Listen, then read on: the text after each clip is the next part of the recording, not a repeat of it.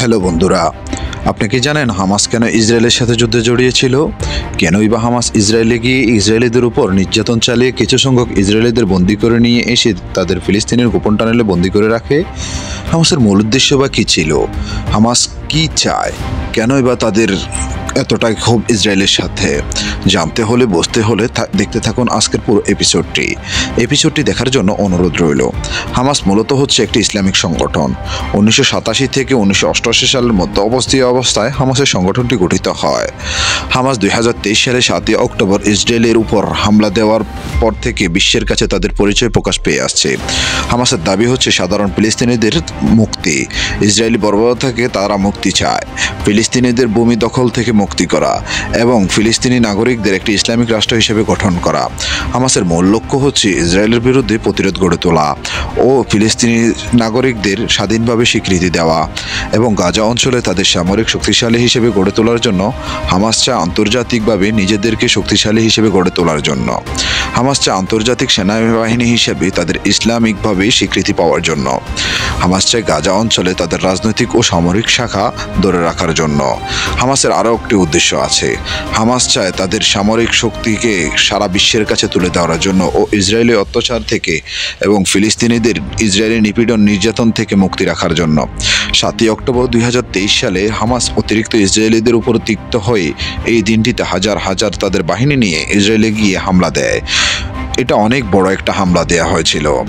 এই অভিযানে অনেক ইসরায়েলিদেরকে ধরে নিয়ে আসে হামাসের এই অভিযানটির নাম দেওয়া হয়েছিল আল আকসা প্লাট।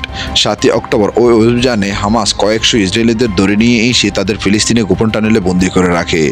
ইসরায়েল মনে করেছিল অতি সহজে যুদ্ধে করে তারা হামাসের সাথে অতি শীঘ্রই ইসরায়েলিদের বন্দীদেরকে নিয়ে যাবে, কিন্তু ইসরায়েল এটা জানতো না যে হামাস দেশের পাশে ছোট্ট একটি জায়গায়, নির্জন জায়গায় তাদের ট্রেনিং করেছিল। যতবার ইসরায়েল হামাসের সাথে যুদ্ধ করতে গিয়েছিল ততবারই গোপন টানেলগুলো থেকে হামাস বের হয়ে বেশিরভাগই হামাসের যোদ্ধারা ইসরায়েলদেরকে ধ্বংস করতে চেয়েছে। হামাসের সাথে ইসরায়েলের যুদ্ধ বেঁধে ইসরায়েলের বেশি সেনাই এখন বর্তমানে হসপিটালে কাতর অবস্থায় আছে।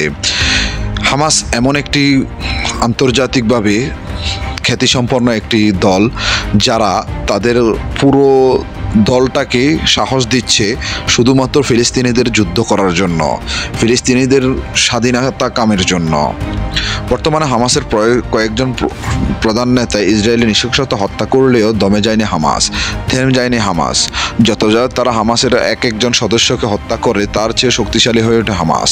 গত কিছুদিন আগে আল জাজিরার একটি সংবাদ মাধ্যমে IDF এর একটি সংবাদ মাধ্যমেও জানা হয়েছিল ইসরায়েলি কিছু সেনা সদস্যদের এক বিবৃতি জানানো যায় হামাসের সাথে যুদ্ধ করা ইসরায়েলের এত সহজ না, ইসরায়েল এত তাড়াতাড়ি সফল আসবে না।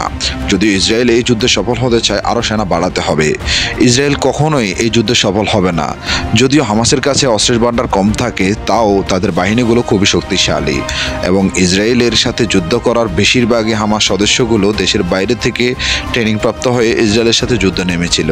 হামাসকে কখনোই থামানো সহজ নয়। হামাস আজকে দমানো কোনোভাবেই সহজ নয়।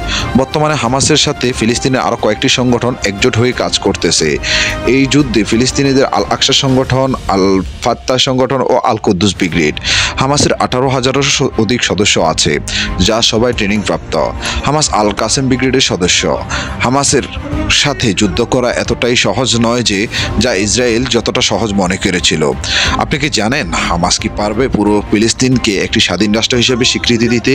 হামাস কি পারবে ইসরায়েলকে পরাস্ত করে ফিলিস্তিনের স্বাধীনতা ঘোষণা করতে? আপনার মতামত